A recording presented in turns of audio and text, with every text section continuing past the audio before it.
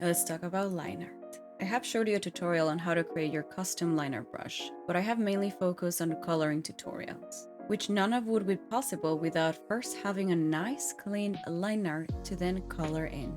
I am Grecia, and I will show you some tips that you probably never considered before when drawing. This is a sketch I prepared for the tutorial. This is a simple sketch of Nico Robin in Annie's lobby. The sketch itself has all the details needed for the liner to be simple to color in. I have seen other artist sketches and they're typically just shapes and lines with no definition, and they magically have the perfect line art. But I tend to add as much detail as possible in my sketches, so I have the best guide for my line art. I know it may seem like extra work because essentially I'm redrawing it a second time. However, when you do the line art, you must not replicate the exact strokes from your sketch. We will not be tracing the sketch. Sketches are meant to be messy, and line art is when you create clean lines. Also, make sure your sketch is in a lighter color so you can really see your line art more precisely. That being said, I like to set my sketch's opacity as low as 15%, so I can freely draw my line art without relying too much on the sketch's details. I'm gonna use my custom liner brush, which you can find a tutorial for in my shorts on my channel. Basically, it's the studio pen you find in the inking tab with a few modifications. You can use any brush as long as it has streamline or stabilization. This avoids wiggly strokes, so you can basically modify any brush that you want to use as your liner brush and just increase those features in the settings. Also, make sure your brush is sensitive to pen pressure. This allows you to create thick or thin strokes depending on the weight you put on the tip of the pen against the screen.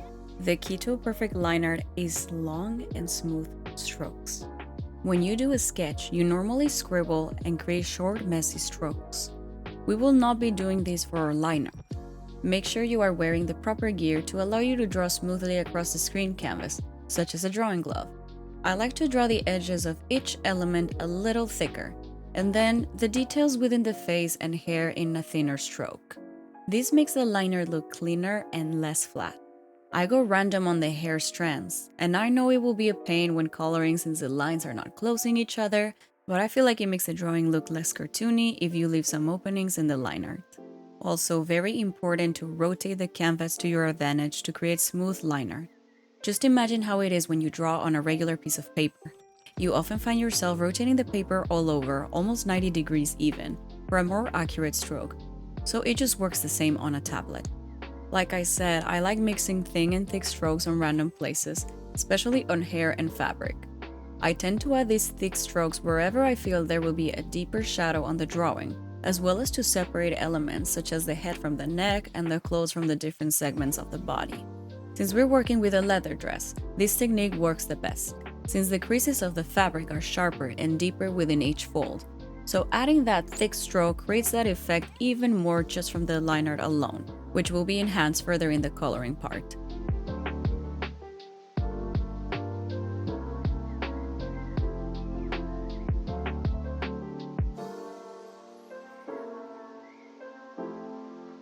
So this is how it looks like compared to the sketch. A huge difference. I'm going to show you a bonus tip that I like to do at the very end of my drawing, so let's fast forward the coloring part. My bonus tip is consider coloring your line art. This creates a more natural look and makes everything blend nicely. To do this, simply add a new layer above your line art and select the clipping mask option. This will allow you to only color the line art without going over the rest of the coloring. I like to add a deep tone wherever there is skin and tend to go lighter wherever the coloring is telling me that there is a light source. That way, for example, wherever the leather is looking light, it is not opposed by a black line art division, but instead it blends in the coloring and it looks a lot smoother and more natural. And voila, this is the final drawing.